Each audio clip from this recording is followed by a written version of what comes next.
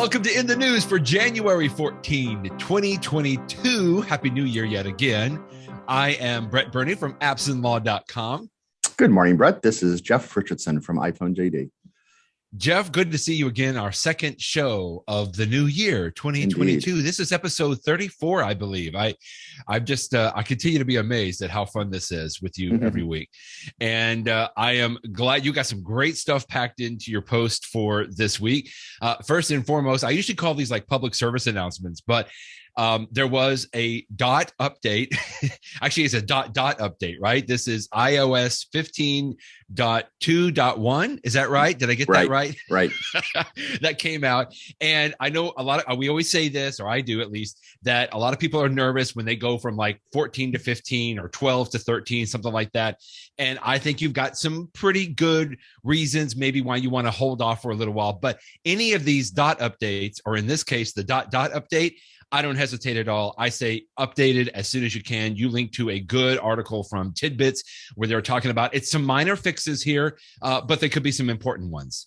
Yeah. It fixes a bug in messages that I have not yet seen. It fixes a bug in CarPlay that I have not yet seen, but it also fixes a HomeKit vulnerability that, the short version is if some hacker, or I guess someone could do this unintentionally, but I seriously doubt it. If somebody came up with this really, really, really super long name for something on HomeKit, it could crash HomeKit. And why do you care? Well, of course, you don't want HomeKit to crash, but anytime that something could crash a system, that's what hackers look for, because they can crash your system. And then once there's the crash, if they're smart enough, they can take advantage of that crash to add, arbitrary code. And, I haven't seen any reports that anyone was actively using this to take over an iPhone or anything like that, but why have the risk? So This is just a perfect example of when they find a vulnerability and they fix it, go ahead and update your iPhone and iPad. Absolutely. And those things that you mentioned were sort of like the bullet points that you'll see if you go to your update screen. But I don't know. I suspect, Jeff, and I could be totally wrong on this, I suspect that Apple typically will have many more, maybe very non-obvious updates, security patches that they're not going to put as a bullet point. They're not going to announce it out there. I don't know this for sure. Again, I'm just saying, I always suspect that there's probably more fixes in here than what they're going to sort of advertise. You can probably dig. There's always a link that they provide to read more, and I rarely ever go and read those. But again, just to underscore the idea, this is not something that we would hesitate to say, go ahead and update on that. Well, just to underscore that you're correct, the last thing that I just mentioned, that HomeKit vulnerability, it is not one of the bullet points. It's not? Okay. You're right. Bullet points for this one are messages and here they are. And so, although if there's a reason to, perhaps the biggest reason to do it is to fix that hole, but it's not an Apple bullet point. They usually don't bullet point. In fact, I can't think of the last time they bullet pointed. I'm saying that as if it's a word. I can't think the last time that I made that one told you that this is going to fix a security flaw. It's just a given that there's always security flaws, but this is one that people knew was out there and has been fixed. So apply those updates. Yeah. Good. Speaking of HomeKit, you linked. I know we talked about CES, the Consumer Electronics Show, last week quite a bit, but you linked to another good story from. I'm going to say our friend John Voorhees. I've never met him in person, but I feel like I know him and follow him. He's a great writer on Mac stories and an attorney, and he did sort of a Roundup article that you linked to, which I just thought was great. Some of the highlights that he thought were going to be important, and the theme that I saw through all of this, Jeff, pretty much was smart homes, HomeKit, anything that is smart. TVs to window blinds to smart locks. Good roundup here from John. Yeah, CES ended last week, and although we talked about it on last week's show, it was really after we recorded that. On later on Friday, a lot of people posted their roundups of all this stuff. Right, and he has a good one, and I completely agree. Home stuff, which in the Apple world means HomeKit, although in the future will mean Thread, and we talked about that I think last week too. But all of this stuff is coming out. I will tell you selfishly, the first item that John listed in here was the latest version of LG's OLED TV. What was that? Since I just bought an LG TV a couple of months ago, my very first thought was, I really hope that they didn't update some cool new feature that's going to make you regret my purchase. Like it makes the perfect cappuccino when you watch morning shows. Right. Fortunately, the new features they've added this year are inconsequential to me, just the size of the bezel and stuff like that. So I'm happy to know that the TV I spent big money on last year is going to continue to be something I'm not dissatisfied with it. But aside from that, even a TV is something for the home. I mean, these were all interesting home things and some neat stuff. One of the things they talk about here is I think this is LG, a transparent OLED display or a media chair, which looks kind of weird here. That's CES, an example of the sort of thing you see at CES that you're never going to see in the real world. And that's exactly my point, Jeff. It's almost like if you go to like an auto show, right? There's some concept cars that are never going to see the light of day, at least on a consumer-based level on there. But what I did like about that, whereas John mentioned a couple of those, he also mentioned some things that we are probably going to see, and that's where these Eve motion blinds, the outdoor camera, there was quite a bit of this Belkin Wemo, I think, and you linked to another story where somebody was reviewing. Here it is on Apple Insider, Wemo Smart Video Doorbell. Like there were several things in here that John mentioned that either are available or going to be very available very soon. Yeah, no, this is the practical stuff that you're actually going to use. In fact, Eve makes some great HomeKit stuff, and we'll talk about that in a second because I did a review of one this week. Yes. But likewise for Belkin for the video, there's lots of smart video doorbells for your house, but there's not many of them that work with HomeKit. Very, very few. And so the review from Apple Insider says that this brand new one from Belkin, they thought was the best of the HomeKit ones. And it's in there. They explain why in there. I will tell you, and I mentioned this just briefly. I haven't posted a review in this yet, but for a couple of months now, I've been using one from a company called Eufy, UFY. And although I reviewed on iPhone JD my Eufy cameras, like for security cameras that I have in the front and the back of my house, I haven't yet posted a review of my doorbell that you're showing on the screen right now. But I will just and maybe I will at one point. It doesn't work with HomeKit, but it works great. So what does that mean? It means that if someone rings my doorbell and I want to see them, I need to use the Eufy app to do so, which works great. I can't use the Home app to do so. And it would be nice. I mean, one thing that when I am using my Apple TV has the ability to show you HomeKit cameras. So it's sort of nice that on that big LG TV I was just talking about, it would be nice if I could see 3 camera views, my front camera, my back camera, and my doorbell camera. But instead, with my current setup, I can only see 2 ones because I can't see the doorbell camera. But with that minor omission, I don't have a huge problem with my doorbell not being on HomeKit. It's far more valuable. The key for me is just that I can access it on my iPhone, whether I'm at home or whether I'm away from home, and somebody rings my doorbell, I can see who's there. So that's a long way of me saying that on this Belkin one, if you're going to buy one from scratch, it's nice to be HomeKit compatible, but I would compare the features, which I personally have not done yet, of the Belkin one to some of the other products like Eufy and many other companies, Ring, Nest, those sorts of things, to find out what's best for your needs. I think you're uncovering something. Again, we talked about this a little bit because I'm trying to get my head wrapped around this whole Matter aspect and the thread. These are technologies. We talked about this. It's sort of like a consortium of Amazon and Apple and Google and several other technology companies that are coming together to try to standardize, I guess maybe is a good word, the way that some of these smart products can work. And so anyway, I was thinking as you were talking about that with that Eufy, that maybe it's not yet, but obviously if they start integrating some of this thread technology, maybe it could be. John mentioned that a little bit in some of his products there. So I don't know. I'm looking forward to that. I hope that it happens. There's 2 big advantages to having something that's HomeKit compatible in your home. One is that you can use that Home app, which is available on all the different Apple platforms. But then another one is that you can use it for triggers for things. And this is a good segue into the Eve product that I reviewed this week called Eve Weather. It's a nice little product. It's small, it's tiny. You put it somewhere in your backyard, whether you sit it someplace or you just put it on a nail on the wall so it's against the back of your house or the front of your house, I suppose. And it gives you the weather, it gives you the humidity, it gives you a prediction. It's sort of nice to have, not just what's the weather in your city, but what's the specific weather at your house?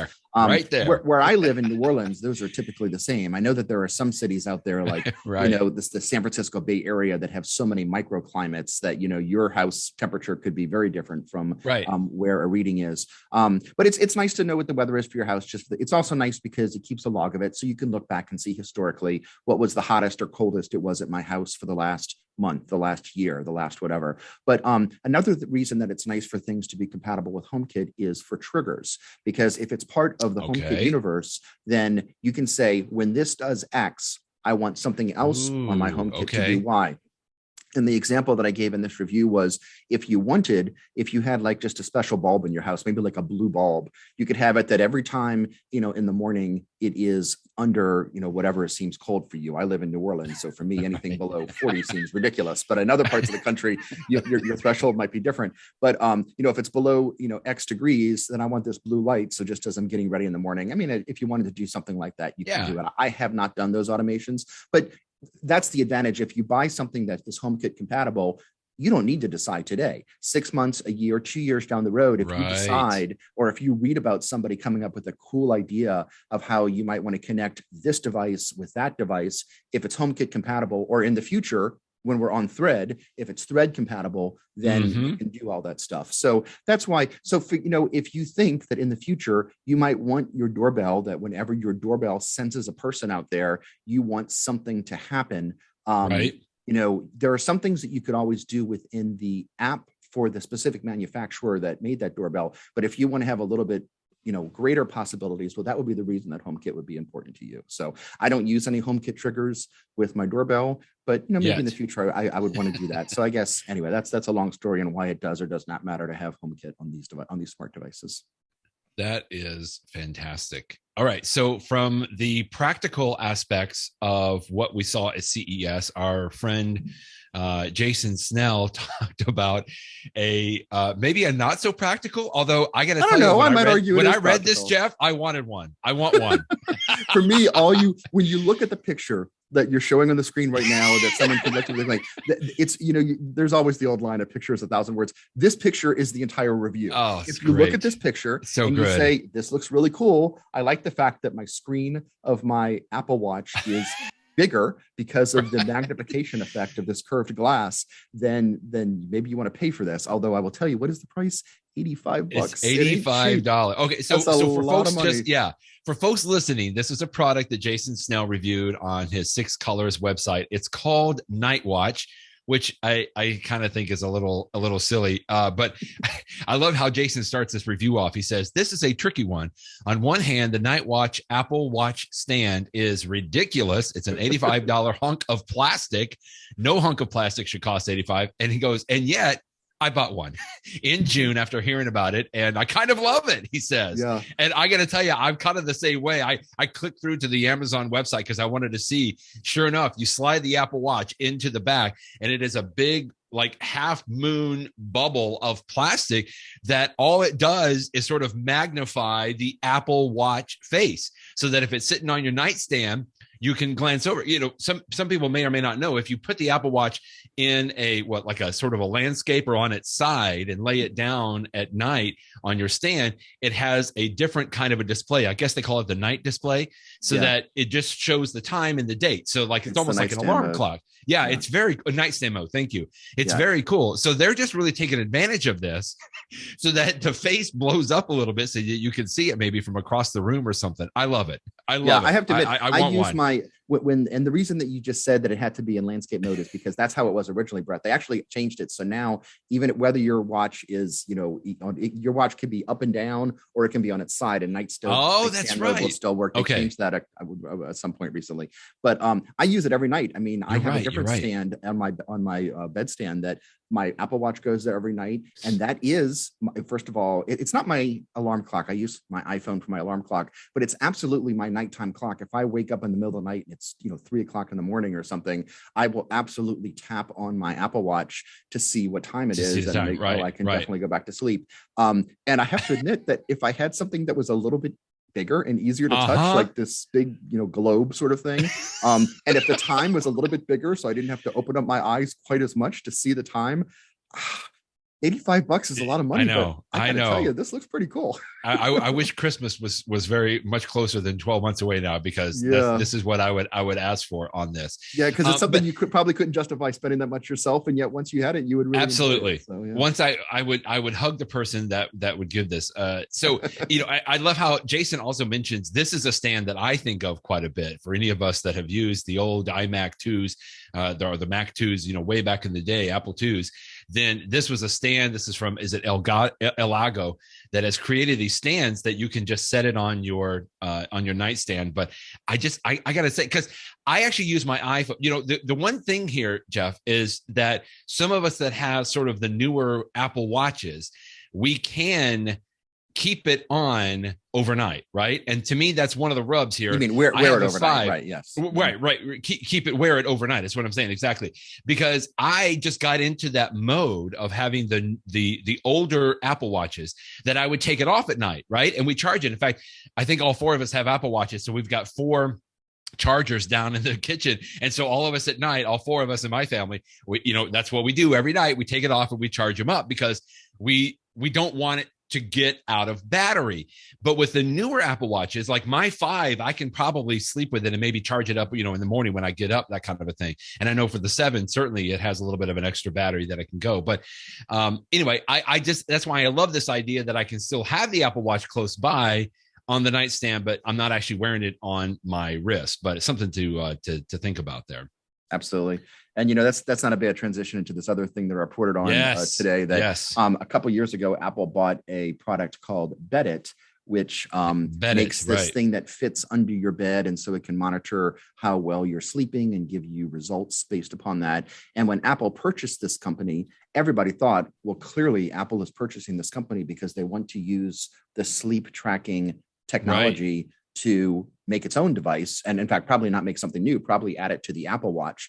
And that was 5 years ago that they bought this company, and they've continued to sort of let the company operate and sell its products just like before. And although we have seen sleep tracking added to the Apple Watch, it hasn't been like as big of a deal as I thought it would have been.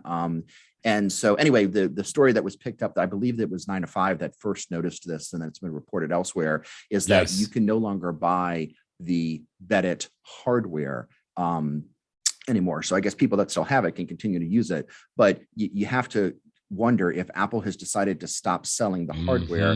Does that maybe indicate that they're about to announce something new with sleep tracking? And it'd be interesting if they do so. Like you say, you can wear an Apple Watch overnight, and with the newer one, like the Series 7 that I have, that you can charge faster if you use USB-C, it becomes less of a problem to find a little extra time during the day to charge your Apple Watch if you wore it all night long. And so I do it sometimes I mentioned a few minutes ago that I normally don't use my Apple Watch as an alarm, but I actually do use it sometimes as an alarm when I wear it overnight, especially if I'm going to wake up before my wife and I don't want to wake her up or something like that. Because I love how the Apple Watch can just tap your arm and say it's time to wake up. On the wrist. And it's a very pleasant, nice way to wake up. So I could definitely see a world where if Apple does some, nice improvements for sleep tracking and other advantages of wearing an Apple Watch overnight, I could definitely envision a time in the future where I wear my Apple Watch to bed every night. I'm not doing it now, but maybe in the future.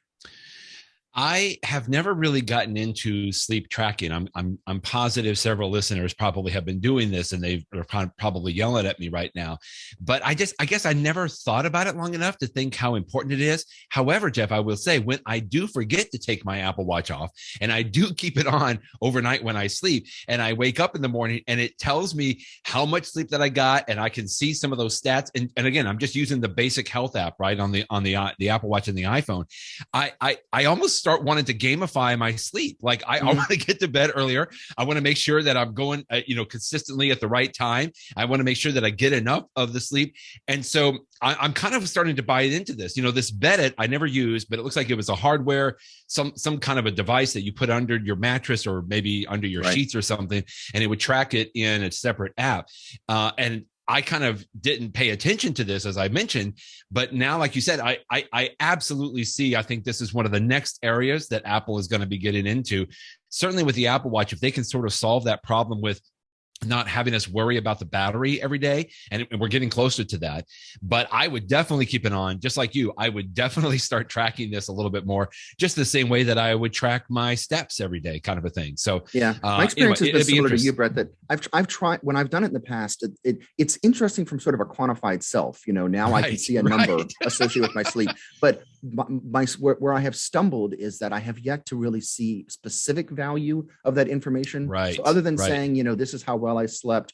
And I have read people say that, if you do it every single night, then you can start to correlate sleep with activity. That on the days that I worked out more, I had this much sleep, and on the days that I ate these meals. But that's a lot of work you need to do to really figure out a benefit. And I know some people are really big into the importance of sleep. I probably get less sleep than I should every day. That's just the nature of how my body works. But so anyway, again, I have yet to see the value, but I feel like it might be there in the future. So that's why I'm interested to read stories like this. Yeah, that's great. Another great story that you linked to, which I had seen posted in several places, but this story that you linked to particularly endeared this brand new app to me. It's called Locket, as if it were a locket that you hang around your neck, right? And I envisioned Civil War movies where it's like they got a little locket and the soldier goes off to war and he has a little locket of his loved one hanging on his neck. And so when I read this story, it even helped endear that more to me. This was a gentleman that apparently was a former WWDC student scholarship winner, which I just think is great. Mm-hmm. And he was getting ready to go off to school, or maybe his girlfriend was going off to school. So he made this app called Locket to where he and his girlfriend could send pictures to each other, or choose a picture to be shown in this Locket widget. And I think it works as a widget on the iPhone. That's right. The other person, every time you look at the face of your iPhone, you see the picture that somebody else put there. That somebody else picked, which at first I'm thinking, okay, how big of a deal is that? But as I read through this and heard the story, because it really hit pretty big, because he posted a TikTok video about it. And it's like, how can you not love something like this? So I'm so glad you linked to this story about it. I have to admit, I'm surprised I didn't think about this before. It makes perfect sense. I love that you can put pictures on your home screen. I love the surprise and the serendipity of seeing a picture that I haven't thought about in years. And I'm like, oh, look at that cute picture of my kids. Absolutely. Look at this picture of my grandmother from years ago, or whatever it was. So why not, instead of just having something collected from your own library, have a friend of yours say, here's a silly picture of me that I'm sending to you, especially if you're in a long distance relationship. And of course, that some people are using this to send obnoxious pictures to each other too. And that's fine. Because it's a flip side. If you decide to, that's your decision. If they go too far, then you just turn it off. But I think it's an incredibly clever idea as an app. What was surprised me, Brett, is I saw this story that was in TechCrunch, and I'm like, well, I'd never even heard of this app. And then I look in the app store, and it's like the #1 app. So I feel like, I guess all the kids knew about this app. I just learned about it last night. Well, it hasn't been out for very long, so don't be true. Too it hard just came out on January 1st, for New Year's. And he released quickly. Right. And I think it's great. And to underscore what you were talking about, you and I both, just because I know, we have the Photos widget app, or the Photos widget on our home screen, or on the iPad home screen, for exact same reasons, Jeff, in the same way. In other words, you can put this widget on. If you haven't jumped into widgets, it took me a while to kind of get used to it, but the Photos widget will literally kind of bubble up a picture, either from a year ago or several years ago, just like Jeff was saying, or a memory. In fact, this morning it had a little kind of a photo montage with music, like the Photos app will do this. And I love that for the exact same reasons you're talking about, Jeff. But yeah, this was just kind of a neat little thing. The gentleman is, it's a free app, I believe, still right now, right? But like anything that shoots to #1, the gentleman says he's talking about, a subscription model maybe, and support for additional widgets. And I'm just like, go for it. I love little stories like this. The guy just did it on a whim for he and his girlfriend, and everybody that they were friends with was like, hey, I want something similar to that. And it just grew from there. And I love little stories like that. That's so great. Now, I didn't actually try the app yet after I learned about it last night, because I saw in one of the stories, and it may have been this TechCrunch story, that when you use the app, it asks for access to all of your contacts. And I'm like, well, I don't really understand why this app needs my contacts. And so I didn't want to, maybe he'll modify that in the future, and then maybe I'll give it a shot. But and again, not agreed. to mention at this point in my life, maybe my wife, but I don't think that she would use it. I don't know that I have anybody, but I can definitely see for people in a certain stage of their life, college age or something like that, or if if you're a person that this would be pretty cool. And it reminds me of we have a product, and they've been out for years, these digital photo frames. There's one that my brother gave to my parents years ago, and it sits in their living room and it displays photographs that my brother, or actually many of us in the family, can upload. And it's a neat idea because that way they're in their living room and they don't know much about technology, but they just see that there are pictures in the corner, and every once in a while there will be new pictures for the grandkids and stuff. That's great. It's a very similar idea. So many people come at the same idea from different directions, but you're right. It's a fun story about someone coming up with a cute idea for an app, and this one actually seems like a really useful app for certain people. So neat stuff. That's the lighthearted story for the day, and this was a little bit more of a sobering story, but I'm so glad that you linked to this. Glenn Fleishman writes for Tidbits and some other several books. Yeah, he's a great writer. I love this because you and I have covered numerous stories that have come out with the headlines of, oh my goodness, people are getting tracked by AirTags. AirTags are getting hidden in cars and they're following. There's been many fun stories and good and happy ending stories we've talked about as well, right? Whereas AirTags have helped people recover their stolen wallets or their stolen vehicles or that kind of a thing. But Glenn did a fantastic job in this article of sort of balancing out, like, okay, let's look at some of these headlines, right?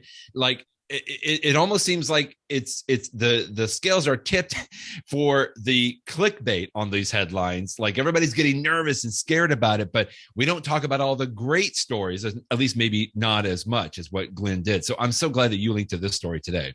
There's been so many, Apple just flipped the switch recently to give you more alerts if an AirTag appears to be following you that you don't own. And so as a result, thousands, millions of us have now seen more of these alerts than we would have ever seen before. Right. And there have been a number of these articles that you've referenced, and I've seen so many of them. And you call it clickbait, and I don't know that, maybe some of them are intentionally clickbait, but many of these articles have been a headline and there's been like 3 paragraphs of substance to the article, and that's it. Yeah. And you find yourself like, is that what's really going on here? And so Glenn, who's incredibly smart, Glenn Fleishman, he's written intense articles on well-respected things. He's a Jeopardy, he's been on Jeopardy and won money there. This is, I didn't know that. Smarter than me. But anyway, he really dug deep into these stories and said some of these just appear to have no substance. And he says that the issue is, cops are probably getting calls from people saying, I just saw an alert on my iPhone that something's following me. And in some cases, it may not actually be something following you. You just may happen to have been close to somebody else's AirTag,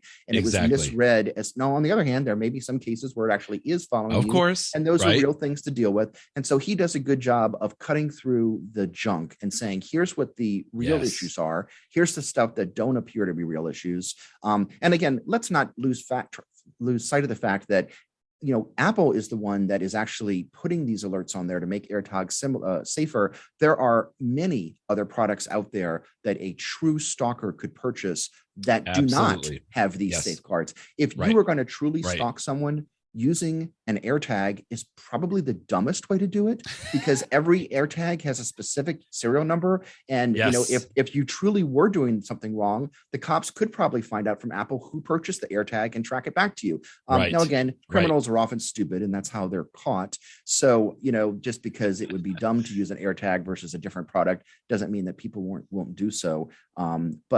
So it's a great article. It's the first in-depth article that I have seen that looks at all sides of this story. So if you have any interest in this whole controversy debate, story of the day about, are AirTags good for society? Are they bad for society? What's the risk for me?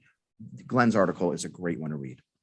He ends it here, which I think is great, because it's just the fact, to me, some of it is it's a new technology, right? Something that we're just not familiar with. And many times when we're not familiar with it, we don't trust it. He says it's important to realize that AirTags don't offer a new kind of risk. to your point, Jeff.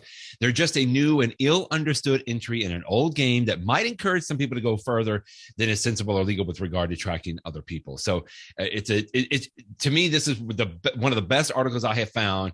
And thank you, Glenn, for writing it. Thanks for linking to it, Jeff. That just kind of balances both out, and I think it's good that if everybody would just take a few minutes to read this and kind of understood both sides of it, that would be fantastic on there. So we're going to get into our in the know tips, as we always like to do. But before we get to our personal tips, I thought this was a good one that you linked to as well, from our friend Justin Kahn, which I think I've met at a tech show. He's an attorney. Was it South Carolina or somewhere? And he's had a great blog for many, many years, iPad Notebook. It doesn't post to it all that often, but today it was great. I loved how he uses the we'll call her Sally. The "Hey Sally, remind me to do such and such." And just like what you commented in your post today, Jeff, I use this constantly. Even though I don't use the reminders app specifically on my phone, I do use the "Hey Sally, remind me to do such and such, so and so at this time." I do it every single day because it is so handy, and it just pops up, and it does create a reminder in the reminder app, but I don't use it sort of as the reminder side. I just use it as the fact that it'll pop up as a notification, and it's just a quick way to help remind me for something. Everything that you just said, I agree 100%. And I cannot tell you the number of times where I have set a reminder for, I'm going to have to remember to do this on next Tuesday morning or something like that. And so I'll just say, hey, so, remind me of this. And then sure enough, Tuesday morning, my mind is somewhere else completely. And I get an alert that says, "Oh, don't forget you were supposed to do X." And I'm like, oh my God, I'm so glad that my iPhone or my Apple Watch just reminded me of that, because I would have forgotten it. And then it would have been later in the day. And I'm like, oh, I was supposed to do such and such. Yeah. So it is such a, I cannot underscore. It's the most basic of features, but like it should be a tip every week, because if you're not doing it, you ought to be doing it. It is so valuable. Yeah. And so nice that you don't have to rely on somebody else to remind you to do something, that you can just, it's a way to talk to yourself in the future. Hey, hey, Jeff, don't forget, you got to do this. I've even set some, like, I forget what it was, but I set one that was like a year in advance or something like that. Don't forget, really? A year from now, you're going to have to remember, it was like some subscription renewal or something. It's like, you're going to want to renew the subscription just to remind me. But it works. That way I don't have to think about it, and then a year from now it'll remind me. So I think for me, personally, it makes for a little bit of a happier marriage, because I would typically have asked my wife to help me remind me of something.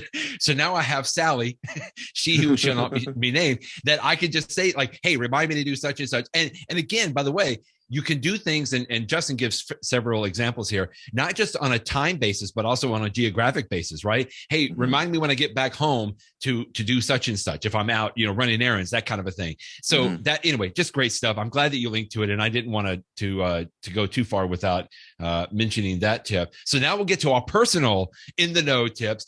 I think we both have some photo tips today, which is fantastic. I saw this, and I just wanted to share this. Maybe a lot of people know about this already, but I've got several albums in my Photos app, and I like to make the albums. Sometimes I share them. Sometimes it's just for me to sort of, aggregate certain photos together, like wallpapers. And this could be on your iPhone or your Mac, right? Either one. Correct. Yes. And I typically do it on my phone, because again, my Photos app, I'm always referencing on my iPhone more than anything else, but you can do this on your Mac or on your iPad. But what I found is that and this article that I'll link to here from my download blog is helpful. I found that the cover photo of the photo album is something that I may not want to be the cover photo, if that makes sense. In other words, I usually look at my albums in the grid format, so I can see the name of the photo album, but then there's also a picture that's associated with the album. Well, it turns out apparently that most of the time that picture that is the cover picture for that album is typically the oldest picture in that album. Now, I don't know if that's always true. The author mentions that here in this article, but regardless, the fact is that it's usually a picture that I wouldn't pick as the cover for that album cover. And so it's so easy. I wish I'd have known this a little bit earlier. As you go into that particular album, so you just go into your photos, go into the album that you want to change the album photo cover for. And when you see a picture that you want to make the album cover, tap and hold. So it's like a long tap. And then there is a kind of a secondary menu that pops up. That they call it a context menu down here. You can copy the picture, you can share the picture, but one of the options is make key photo. So they call it a key photo. I call it an album cover, but they say make key photo. If you tap on that picture that you've long pressed on will become the album photo cover, picture that will be used on that album. And I love this. I went in and changed a bunch of stuff. He also says quickly here that you can do this for any album that you've created. You cannot select a separate picture for your favorites album, which is collecting all your favorite images that you tap the heart on, or your recents album, which is obviously a photos album it's a smart album, basically, that, you know, all the recent pictures are in there. You can't change the photos for favorites or recents, but any other photo albums that you have, you can change it by long pressing and selecting make key photo. So that's my photo tip for the day. It's a great tip. I have been doing this for years and years and years. Oh, good. And years. I figured you'd already know. One of that's worth mentioning, Brett, is that you can also use it for the people function. You know, the part of the iPhone and iPad and Mac that you can have. Here's all the pictures I have of Sally. You can say, you know, gosh, this is a really great picture of Sally, and this is the one that I want to use as the standard, you know, picture.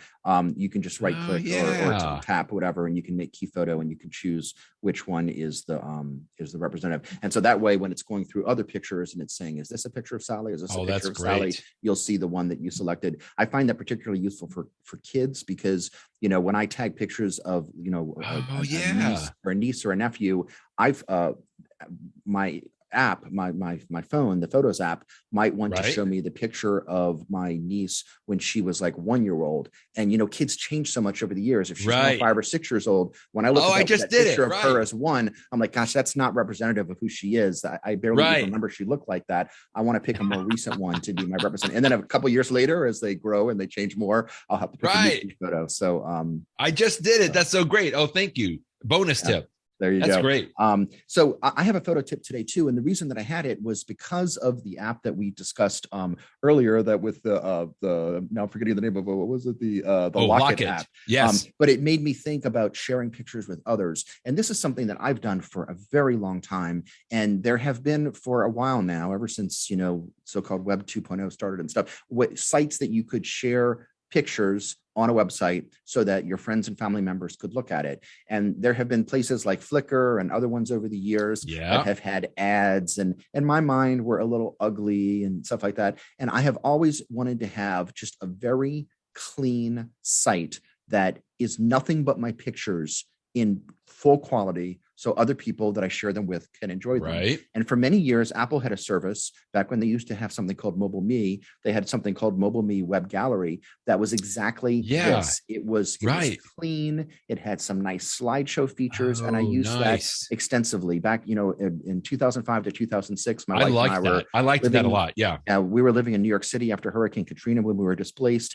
and it was nice that I could be up there and I could share pictures of our adventures in New York with my friends and family member. So Apple shut down Mobile Me in 2012. And at that point, I said, well, what am I going to jump to? And what I jumped to and chose at the time is SmugMug. And there's many services out there that do this, but I've now been using, so 2012, there we go. Now I'm just realizing it's been a decade. So for a decade now, I've been using SmugMug.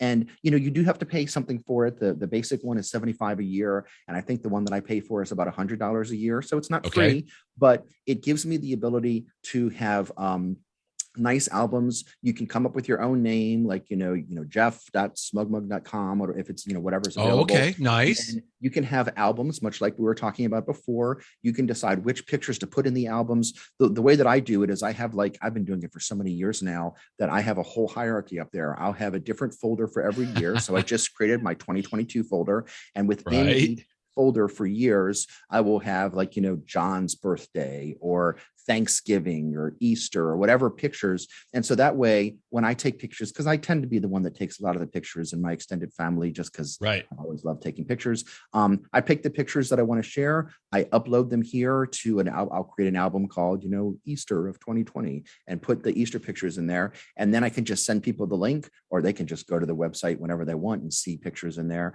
And they're full quality. way you can choose to allow it that folks can download the full quality version of the picture. You can also put videos in there too. There are some limits on videos. Okay. You can't put 4K videos, but it can have 1080p and down.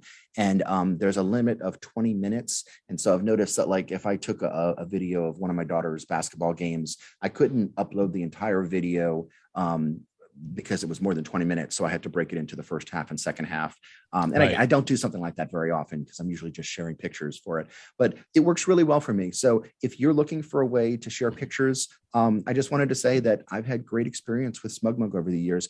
SmugMug tries to, one of their markets is professional photographers. And so they have all these features that you can have your very high quality pictures, and you can have people download, like pay for, downloads and pay for pictures. And there's that whole side of it. And I just haven't used any of it. For me, it's just a personal way to cleanly, with no nonsense. There's nothing in the interface except for my pictures. It looks great. Oh, that's good. So I know that my sister uses a Shutterfly, and that's been around for a long time too. I don't know if you've ever used that. Yeah, and that's an example of one that I find the interface to Shutterfly is abysmal. Yeah, I mean, this is all personal taste, but it's true. There's so much ads and come-ons, and they want you to buy prints. There is, and I know it's an easy way to share pictures. And I've had times in the past when my kids were younger that people would share like kindergarten pictures on Shutterfly, and I used to use the interface and be like, that's the opposite. I mean, it's the same idea. You're sharing pictures, okay, but SmugMug is, unless you turn it on, when people are looking at your pictures, it's not trying to sell them anything. It's not trying to make them download stuff. It's just a clean, simple look at your pictures and enjoy them. I think what I like is that you have a lot more customization options here, because I will sometimes share a photo album directly from my phone, Jeff, like over, I guess it's an iCloud sharing photo album. But it's very limited in what I can do. Like I can put pictures up there. It generates a link that I can send to people, even if they're not on, Mac or iPhone or something like that, and they can just go in. But I can't really do a whole lot else with that. I can only share pictures in there. People can download them, I think, and that kind of a thing, but it's very, very, very basic. And I think what I'm hearing here is that if it's something that you're doing quite a bit, it's good. It's a good investment here with SmugMug. Yeah, it's nice to have something dedicated. Apple certainly, like I said, Apple did this in the past. What they have now is almost what I would want. It's not exactly there. And they could do it again in the future. I mean, there are certainly ways that you can access your photo album through iCloud online. So they could do something like this, but I just like having, this is the separate world, only the pictures I upload. So I may have 15 pictures from an event, and I may only choose to upload 10 of them, and the other 5, just for whatever reason, are not what I want to share. But I just sort of liking this is my specific world for sharing pictures, and it works well for me. Oh, that's great. SmugMug.com. I'll have the link in the show notes as well.